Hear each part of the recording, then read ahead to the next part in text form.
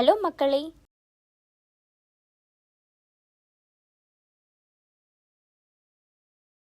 ನೀವು ಪಿಜ್ಜಾದ ಸ್ಲೈಸ್ ಅನ್ನು ಹೊಂದಿದ್ದೀರಿ ಎಂದು ಊಹಿಸಿ ಮತ್ತು ನೀವು ಅದನ್ನು ಸಂಪೂರ್ಣವಾಗಿ ಅರ್ಧದಷ್ಟು ಕತ್ತರಿಸಲು ಬಯಸುತ್ತೀರಿ.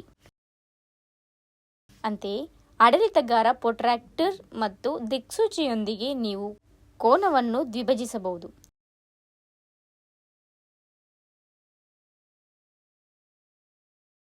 ಉದಾಹರಣೆಗೆ, ನೀವು 80 ಡಿಗ್ರಿ ಕೋನವನ್ನು ಹೊಂದಿದ್ದರೆ ಅದನ್ನು ಎರಡು 40 ಡಿಗ್ರಿ ಕೋನಗಳಾಗಿ ವಿಭಜಿಸುವ ರೇಖೆಯನ್ನು ರಚಿಸಲು ನೀವು ಹಂತಗಳನ್ನು ಅನುಸರಿಸಬಹುದು. ಇದು ಕೋನದ ಮಧ್ಯದ ಬಿಂದುವನ್ನು ಕಂಡುಹಿಡಿಯುವಂತಿದೆ. ನಿಮ್ಮ ಪಿಜ್ಜಾ ಸ್ಲೈಸ್ ಅನ್ನು ಸ್ನೇಹಿತರೊಂದಿಗೆ ಸಮಾನವಾಗಿ ಹಂಚಿಕೊಳ್ಳಲು ಮಧ್ಯದಲ್ಲಿ ಕತ್ತರಿಸಿದಂತೆ ಒಂದು ರೇಖೆ ಅಥವಾ ರೇಖೆಯ ವಿಭಾಗವು ಕೋನವನ್ನು ಎರಡು ಸಮಾನ ಕೋನಗಳಾಗಿ ವಿಭಜಿಸಿದರೆ ರೇಖೆ ಅಥವಾ ರೇಖೆಯ ವಿಭಾಗವನ್ನು ನೀಡಿದ ಕೋನ ದ್ವಿಭಾಜಕ ಎಂದು ಕರೆಯಲಾಗುತ್ತದೆ.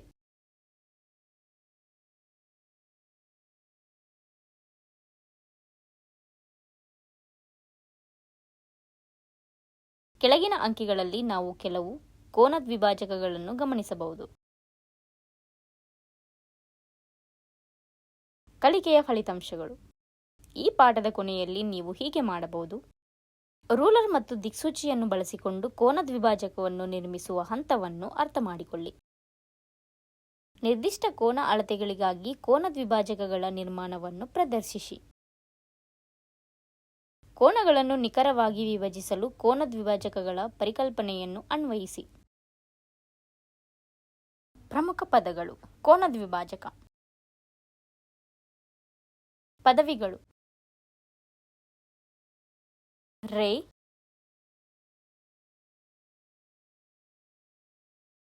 ಆರ್ಕ್,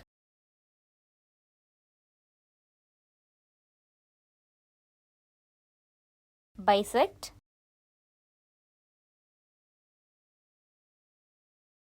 ಕೋನದ ಒಳಭಾಗ,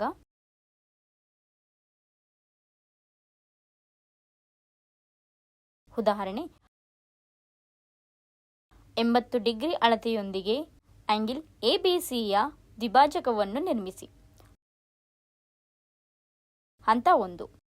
ಪ್ರೊಟ್ರಾಕ್ಟರ್ ಬಳಸಿ ಕೊಟ್ಟಿರುವ ಕೋನ ಆಂಗಲ್ ಎಬಿಸಿ 80 ಡಿಗ್ರಿ ಅಳತೆಯನ್ನು ಎಳೆಯಿರಿ.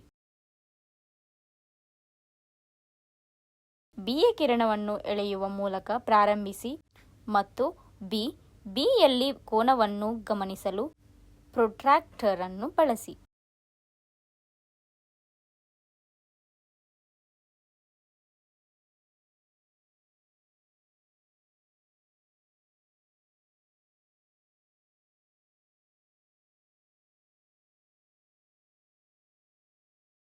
ಹಂತ 2. ಬಿ ಅನ್ನು ಕೇಂದ್ರವಾಗಿಟ್ಟುಕೊಂಡು ದಿಕ್ಸೂಚಿಯನ್ನು ತೆಗೆದುಕೊಂಡು ಕಿರಣ ಬಿಎ ಮತ್ತು ಕಿರಣ ಬಿಸಿ ಎರಡನ್ನು ಕತ್ತರಿಸುವ ಆರ್ಕ್ ಅನ್ನು ಎಳೆಯಿರಿ.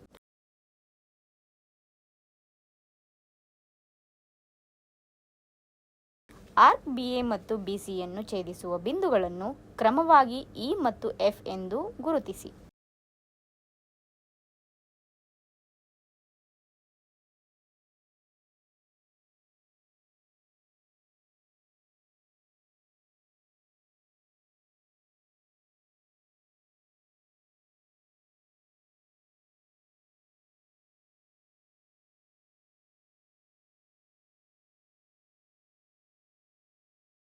ಹಂತ 3. ಅದೇ ತ್ರಿಜ್ಯವನ್ನು ನಿರ್ವಹಿಸುವುದು. ಆಂಗಲ್ ಎಬಿಸಿಯ ಒಳಭಾಗದಲ್ಲಿ ಆರ್ಕ್ ಅನ್ನು ಸೆಳೆಯಲು ಪಾಯಿಂಟ್ ಇ ಅನ್ನು ಕೇಂದ್ರವಾಗಿ ಬಳಸಿ. ಅದೇ ತ್ರಿಜ್ಯದೊಂದಿಗೆ ಇಂದಿನ ಆರ್ಕ್ ಅನ್ನು ಕತ್ತರಿಸಲು ಎಫ್ನಲ್ಲಿ ಕೇಂದ್ರದೊಂದಿಗೆ ಮತ್ತೊಂದು ಆರ್ಕ್ ಅನ್ನು ಎಳೆಯಿರಿ. ಛೇದದ ಬಿಂದುವನ್ನು ಜಿ ಎಂದು ಗುರುತಿಸಿ.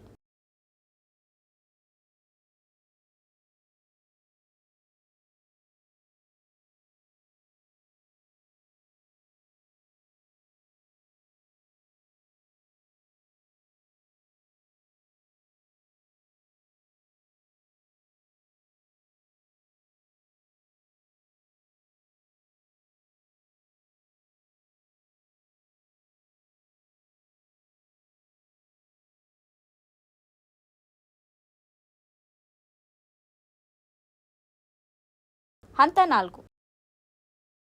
ಈಗ ಬಿ ಬಿಂದುವಿನಿಂದ ಜಿ ಬಿಂದುವಿನ ಮೂಲಕ ಸರಳ ರೇಖೆಯನ್ನು ಎಳೆಯಿರಿ.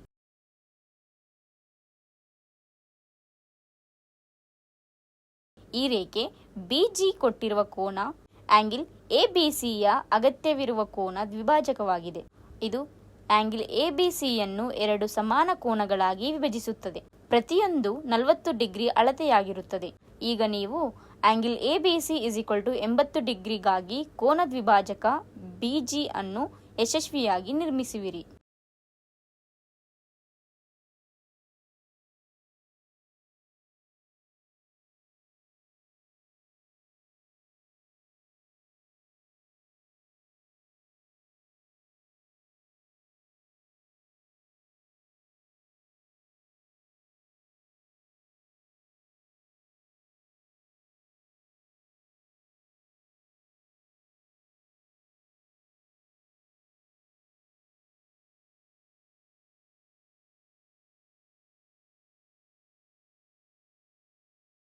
ಉದಾಹರಣೆ: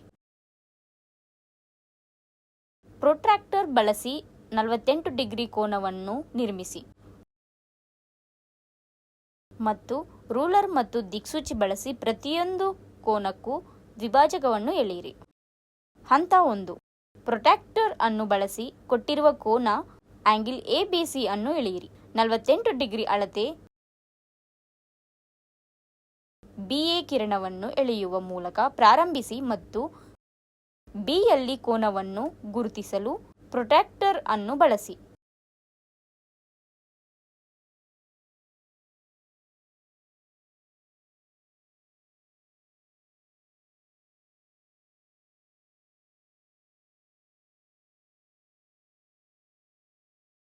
ಹಂತ 2. ಬಿ ಅನ್ನು ಕೇಂದ್ರವಾಗಿಟ್ಟುಕೊಂಡು ದಿಕ್ಸೂಚಿಯನ್ನು ತೆಗೆದುಕೊಂಡು ಕಿರಣ ಬಿಎ ಮತ್ತು ಕಿರಣ ಬಿಸಿ ಎರಡನ್ನು ಕತ್ತರಿಸುವ ಆರ್ಕ್ ಅನ್ನು ಎಳೆಯಿರಿ.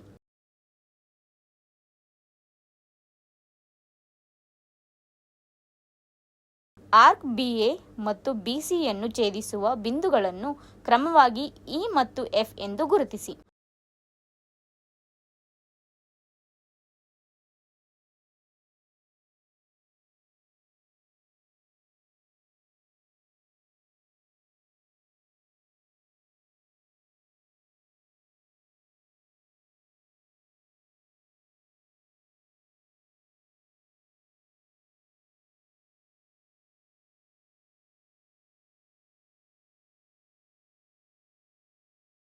ಹಂತ 3. ಅದೇ ತ್ರಿಜ್ಯವನ್ನು ನಿರ್ವಹಿಸುವುದು. ಆಂಗಿಲ್ ಎಬಿಸಿಯ ಒಳಭಾಗದಲ್ಲಿ ಆರ್ಕ್ ಅನ್ನು ಸೆಳೆಯಲು ಪಾಯಿಂಟ್ ಇ ಅನ್ನು ಕೇಂದ್ರವಾಗಿ ಬಳಸಿ.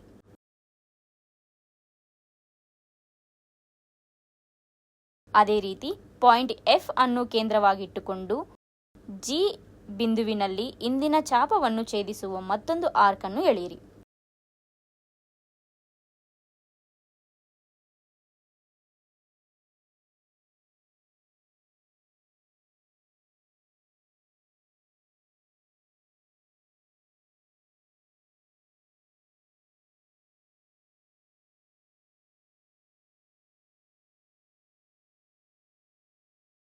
ಹಂತ 4.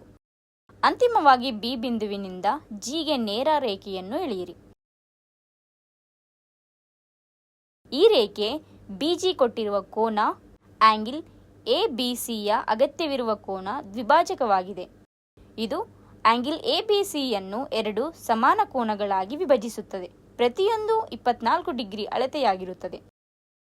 ಈಗ ನೀವು ಆಂಗಿಲ್ ಎಬಿಸಿ 48 ಡಿಗ್ರಿಗಾಗಿ ಕೋನ ದ್ವಿಭಾಜಕ ಬಿಜಿ ಅನ್ನು ಯಶಸ್ವಿಯಾಗಿ ನಿರ್ಮಿಸುವಿರಿ.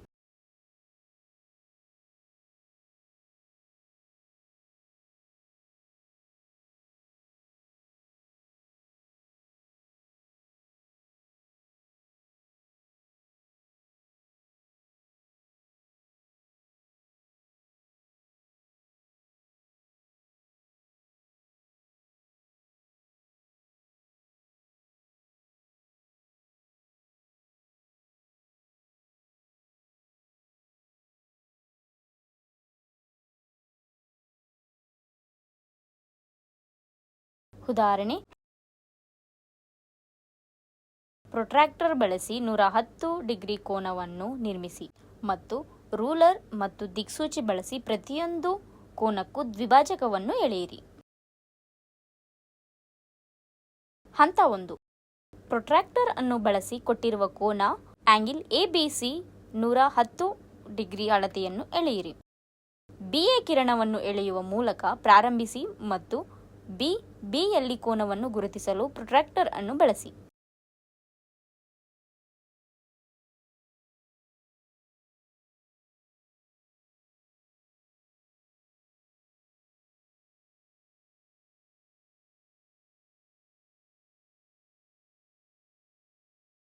ಹಂತ 2.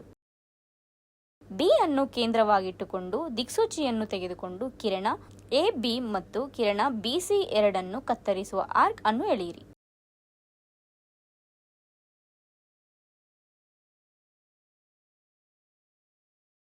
ಆರ್ಕ್ BA ಮತ್ತು BCಯನ್ನು ಛೇದಿಸುವ ಬಿಂದುಗಳನ್ನು ಕ್ರಮವಾಗಿ E ಮತ್ತು F ಎಂದು ಗುರುತಿಸಿ.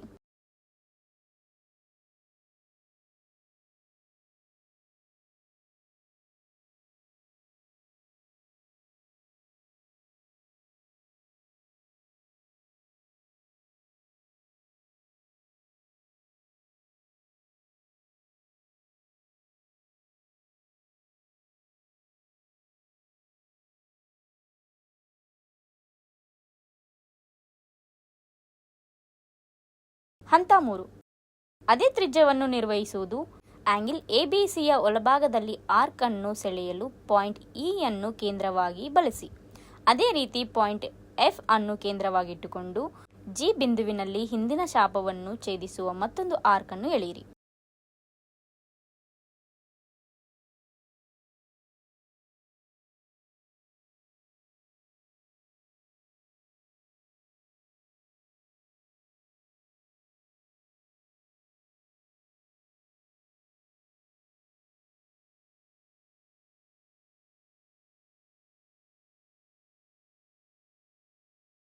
ಹಂತ 4. ಅಂತಿಮವಾಗಿ B ಬಿಂದುವಿನಿಂದ Gಗೆ ನೇರ ರೇಖೆಯನ್ನು ಎಳೆಯಿರಿ.